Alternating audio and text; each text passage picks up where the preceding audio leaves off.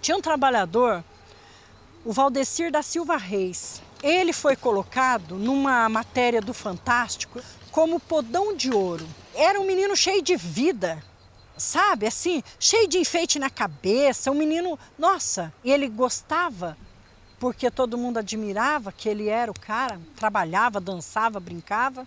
Daí, 3 anos, o Valdecir volta para mim com a voz fraca, com a voz daquele velhinho que não tinha nem força para falar. Ele volta com o braço esquerdo dele diminuindo a carne, secando, com os passos dele. E ele me disse assim um dia, sentado lá numa muretinha do sindicato, ele disse: Carlita, eu não aguento pisar no chão, finca meu corpo inteiro. Ele estava dessa finurinha quando ele morreu, sabe? Agora, eu guardo o holerite de pagamento dele porque eu quero ter a certeza de que eu não estou falando besteira e de que aquilo lá realmente existe. Sabe, quando eu vejo que ele cortou, num dia, 52 toneladas de cana. Por que ele chegou naquele estado? O que aconteceu com ele? O que foi feito do organismo desse moço? O que é que estourou dentro dele?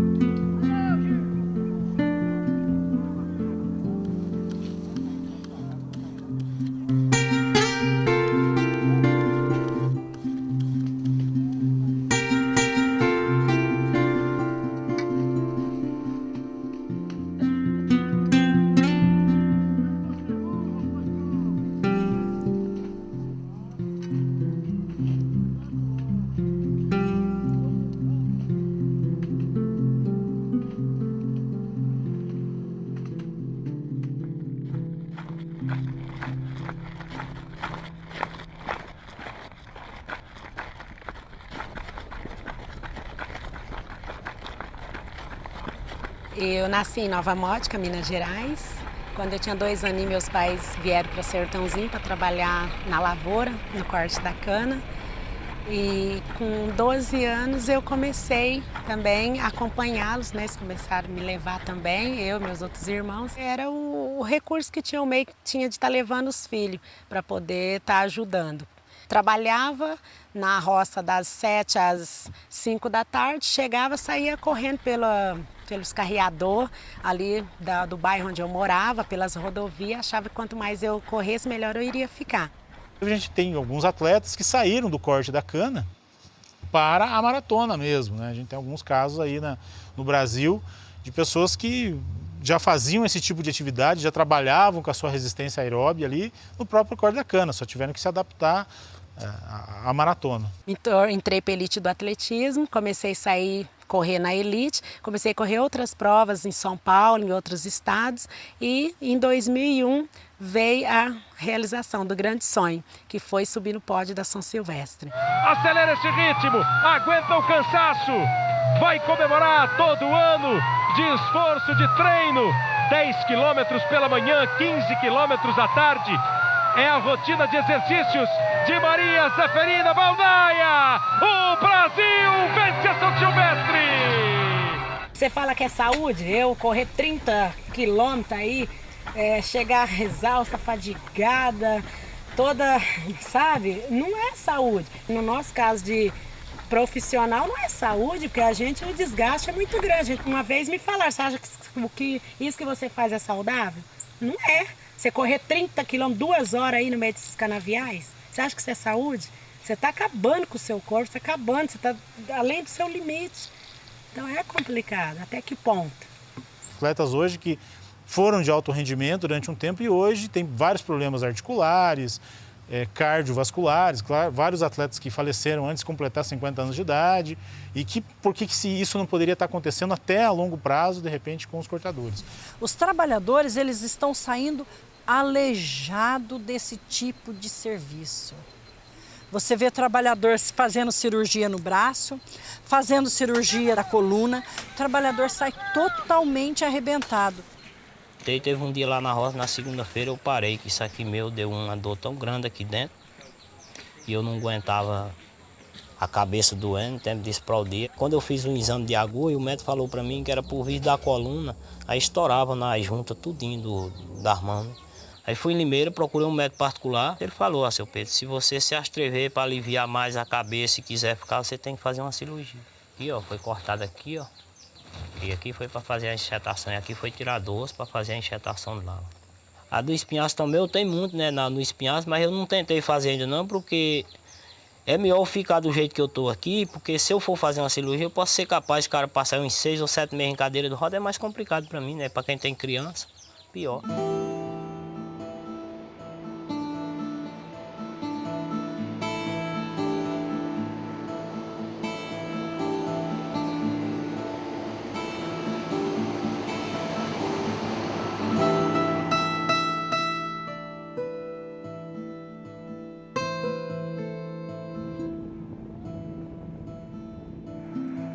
Tudo começou em 2005, com uma demanda do Ministério Público do Trabalho de Campinas. Foi numa audiência pública que houve em Ribeirão Preto e começou com a morte dos trabalhadores. E houve um pedido do Ministério para a gente intensificar as ações no campo.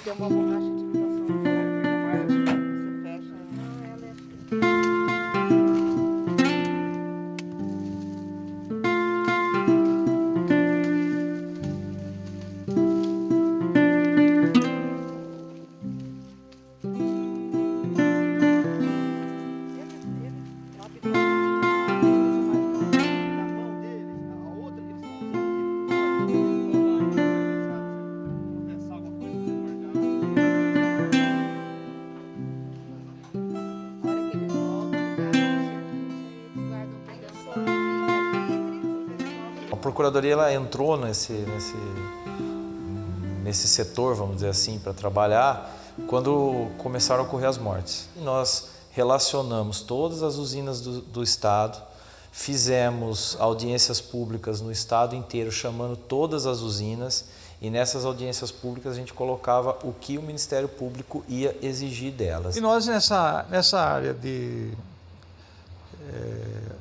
habitação, de alojamento, conseguimos aglutinar todas as vigilâncias sanitárias através da Secretaria de Saúde dos 28 municípios que fazem parte da Regional de Piracicaba do Ministério do Trabalho e Emprego. As vigilâncias sanitárias de cada cidade deveriam estar fiscalizando esses alojamentos, fazendo aí um levantamento de localização, um cadastramento e depois fiscalizando o uso desses alojamentos. Eu acho que tem um conjunto de conquistas desses trabalhadores, desde a década de 80 para hoje, tem um conjunto de conquistas que estão valendo, e acho também que o principal aliado dessas conquistas dos trabalhadores são os promotores públicos e são os promotores do trabalho, e um conjunto de atores da sociedade que estão caminhando para essas conquistas. Eu acho que todas elas são muito interessantes. Agora, a questão que eu coloco é se elas estão chegando no ponto, tá? E qual é o ponto? E à primeira vista a gente poderia concluir que houve uma sensível melhoria nessas condições de trabalho. Isso porque, em razão, sobretudo, da fiscalização do Ministério Público, do Ministério do Trabalho, as usinas procuraram cumprir as normas da NR31. Então, melhoraram as condições do alojamento, melhoraram as condições do ambiente de trabalho, do transporte dos trabalhadores e assim por diante. Será que a melhoria dessas condições legalistas implicou realmente numa melhoria para esse trabalhador?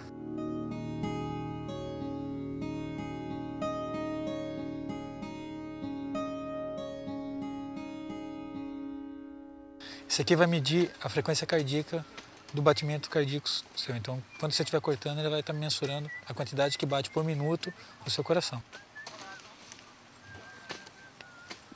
Agora a gente vai colocar esse aparelho, ele vai medir a temperatura do corpo seu. Pegamos aqui. Vou colocar aqui. A gente vai colocar. O André agora ele vai filmar você fazendo toda a atividade sua. Então, com essa filmagem, a gente conseguiu trazer isso para um plano, né, mensurável. Então a gente pegou variáveis de ação, ou seja, quantos golpes ele dá, quantas flexões de coluna, quantas rotações, qual o tamanho do ciclo. Por que isso é importante? Porque o pessoal fala, ah, mas eu quero que prove, né, a questão da objetividade, né, para o juiz, para o Ministério Público, essas questões que se expressam, né, que se viabilizam através de uma materialidade do número, né, isso às vezes tem uma importância muito grande, maior que a gente imagina. Para ele conseguir 13 toneladas de cana, durante a jornada de trabalho dele de 8 horas, ele desferiu nada menos do que 13.500 golpes de facão, que foram calculados em cima de 3.000 flexões de tronco, o que dá, em média, uma flexão a cada 6 segundos.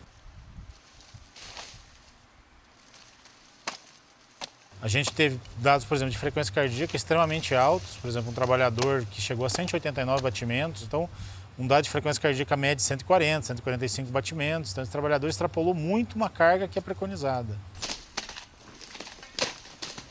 O tamanho do ciclo extremamente curto, de 4 a 6 segundos, né? É o tempo que ele usa para abraçar, cortar com vários golpes, deslocar, carregar e jogar na leira. A hora que ele abraça de novo, esse tempo varia em termos de 4 a 6 segundos durante a jornada inteira, de 8 horas. Nós temos casos de trabalhadores que cortam 25, 30 toneladas por dia e isso tem um reflexo na saúde do trabalhador, sem dúvida alguma.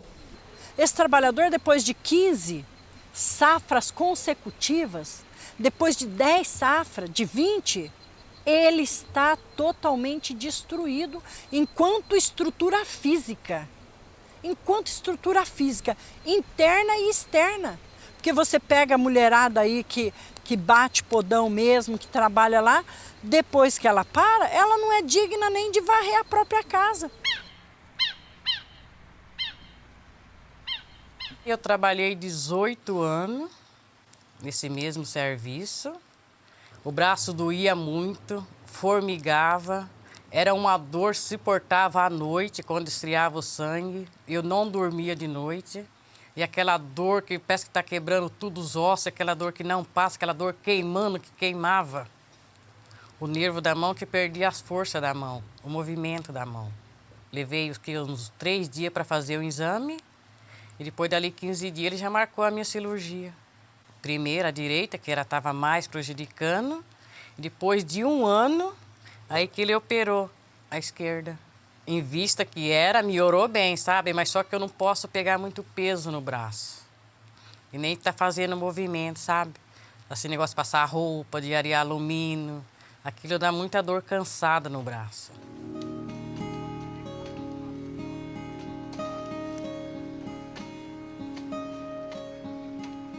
Esse aparelho ele vai medir a temperatura ambiental, que é chamado pela normatização de BUTG.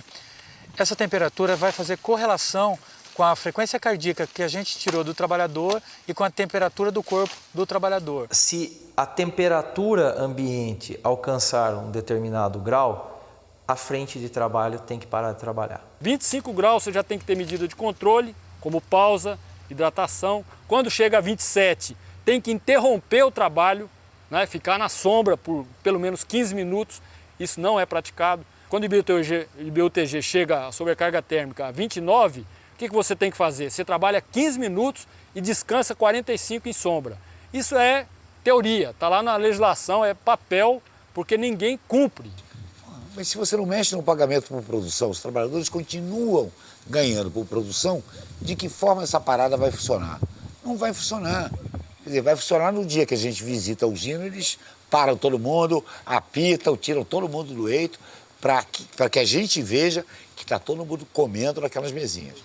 O trabalho no corte de cana tem 3 fatores que se juntam e não é muito fácil diferenciar o efeito de cada um.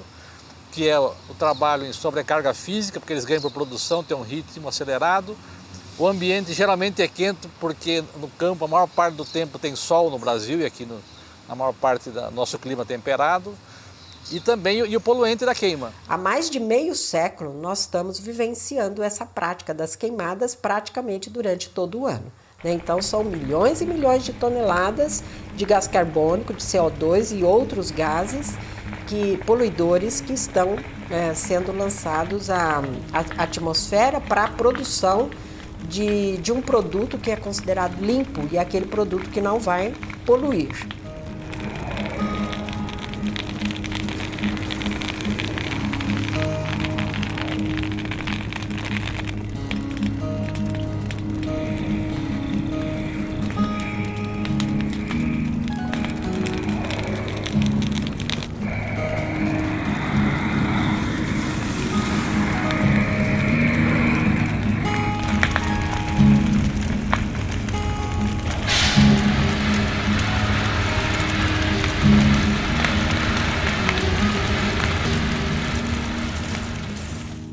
Faça o silêncio e escuta para você ver.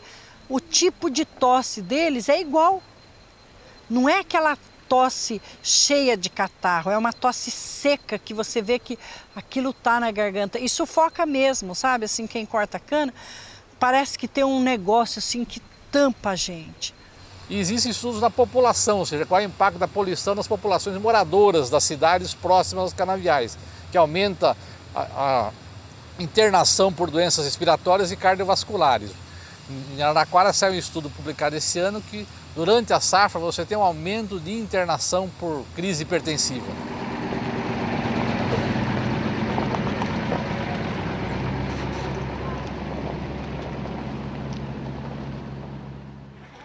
O trabalhador acorda de 4 horas da manhã para fazer a sua comida, para às 6 horas da manhã ele está no ponto, para chegar no trabalho às 7, 7h30 ele está no eito.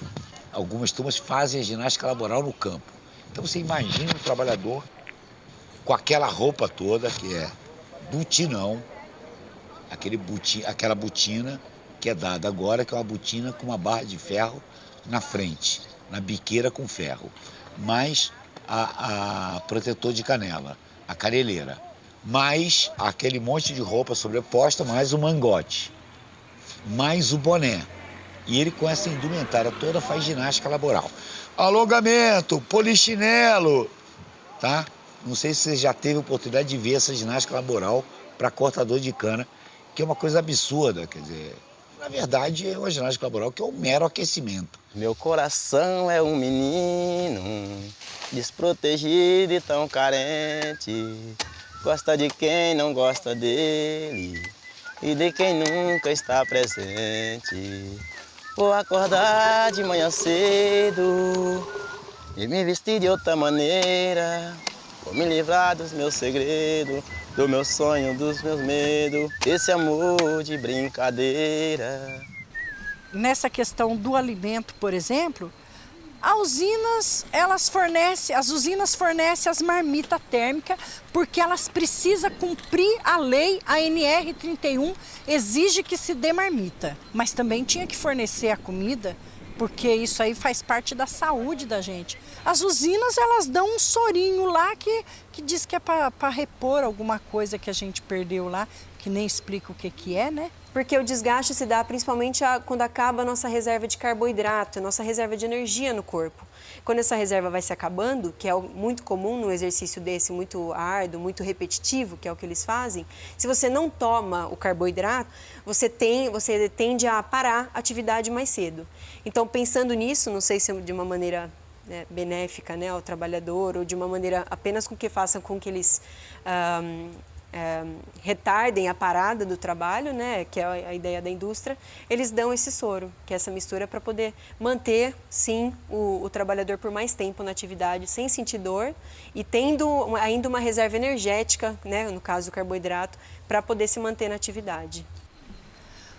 Os médicos indicam que você tem que tomar pelo menos 2 litros de água por dia, porque o organismo necessita disso. E quando você tem que tomar 10 litros de água por dia, o que o organismo fala disso? Diariamente eles se desidratam e se hidratam de maneira inadequada. Essa desidratação e hidratação inadequada cronicamente pode, em alguns momentos ao longo da safra, provocar alterações agudas e predispor a arritmia cardíaca, por exemplo, e a óbito, e pode também ser um dos fatores que está contribuindo para o aumento crônico da pressão arterial deles. Você veja bem, o podão, eles diminuem o tipo do material, muda, dá de pior qualidade. A luva dá essa porcaria aqui. O sapatão eles mudam. Esse sapatão, assim ele está ressecado, a hora que molhar ele vira o quê? Porque vira um jacá no pé. O sapatão bom, ele não é? Não abre? Não tem condição dele abrir, não. Uhum. Isso aqui ele arranca tudo. A questão dos EPI, fazer uma relação com aquilo que era há 20 anos atrás com o que é hoje, isso melhorou muito. Por dizer, hoje ninguém trabalha mais que nem com sapato de pano, que nem o rapaz estava falando aí hoje. Né? Hoje eles têm a bota com proteção, tudo para evitar corte. Mas a qualidade desses EPI ainda é questionável. O óculos tem CA, se o trabalhador não usar, ele vai de gancho, ele é suspenso. É 10 metros que você ficar batendo o podão ali, aquela poeira vai subindo. Mas o suor já começa a descer. Aí vem o vapor, né, do suor ali, a poeira, você já está sem visão.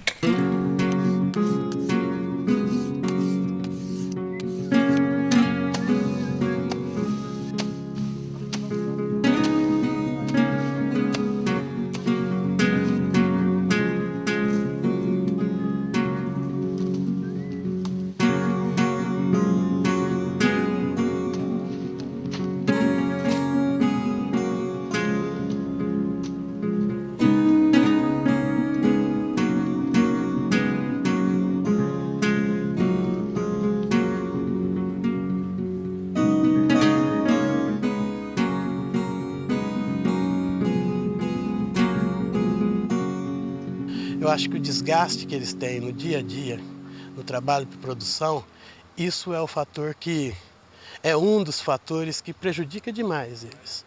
Não importa o IPI não resolve isso, porque o trabalho por produção exige um esforço muito grande dele para poder ganhar um pouco mais. O cara, para chegar a tirar 500 e pouco na semana, tem que trabalhar muito, né? Por o que eles fazem, o peso da cana não é muito, eles estimam o peso muito baixo, a exigência é muito grande. O pagamento por produção que está levando os trabalhadores ao esgotamento físico, à morte por excesso de trabalho e a doenças incuráveis. Quer dizer, o que está acontecendo na cana, que os trabalhadores estão morrendo mais cedo. Quer dizer, não é que os trabalhadores estão morrendo mais cedo, os trabalhadores estão ficando cedo incapacitados para qualquer tipo de trabalho. Nós tivemos aqui o caso de uma morte em Rio das Pedras, o alojamento era bom, refeição tinha nutricionista, né? Tinha condições de alojamento dentro do previsto, né? E um trabalhador relativamente jovem faleceu, né? Era considerado um dos campeões de corte de cana. Né? Por quê? Porque esse móvel, né, que é o pagamento de produção, empurra os trabalhadores para uma situação de risco, sem a percepção, sem o autocontrole, né, para fazer a pausa. Então ele não respeita os sinais do corpo e ultrapassa esses limites, levando a uma situação crítica.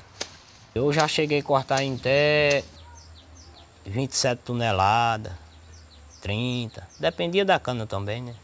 Por mês? Por dia, né?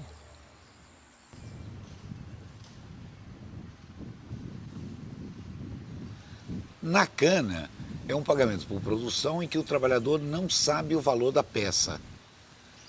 Tá? E o valor da peça ele só vai saber depois que ele já executou o trabalho.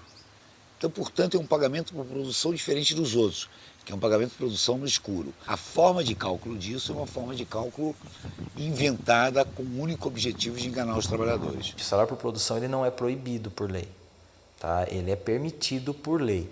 Qualquer pedido no sentido de se acabar com o salário por produção, ele tem que ser construído dentro de uma sistemática da nossa legislação. Logicamente que ninguém quer que os trabalhadores tenham um piso rebaixado para ganhar um salário mínimo, não é isso. Tem que ter um salário decente, compatível, mas sem esse estímulo que empurra as pessoas para o sacrifício. A própria legislação brasileira, a NR17, lá tem uma ponderação sobre isso. A CLT admite o pagamento de produção? Admite, desde que não leve a risco à saúde.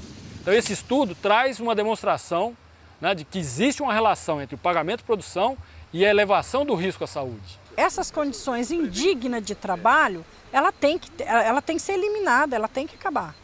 E não é acabar tirando o homem do campo e colocando máquina, não. É tratando o homem com a dignidade que tem que ser tratado. É garantir o emprego dele, porque daqui a pouco nós temos aí milhões de pessoas desempregadas porque a máquina desempregou. Não sou contra as máquinas, não. Eu acho que tem que ter. A tecnologia está aí, nós temos que estar inserido nela, mas nós não podemos só ir nela e esquecer do ser humano. E o ser humano ele tem que ser tratado também. Meu coração é um menino, desprotegido e tão carente. Gosta de quem não gosta dele e de quem nunca está presente. Vou acordar de manhã cedo e me vestir de outra maneira. Vou me livrar dos meus segredos, do meu sonho, dos meus medos. Esse amor de brincadeira. Meu coração é um menino, desprotegido e tão carente. Gosta de quem não gosta dele e de quem nunca está presente. Vou acordar de manhã cedo e me vestir de outra maneira. Vou me livrar dos meus segredos, do meu sonho, dos meus medos. Esse amor de brincadeira.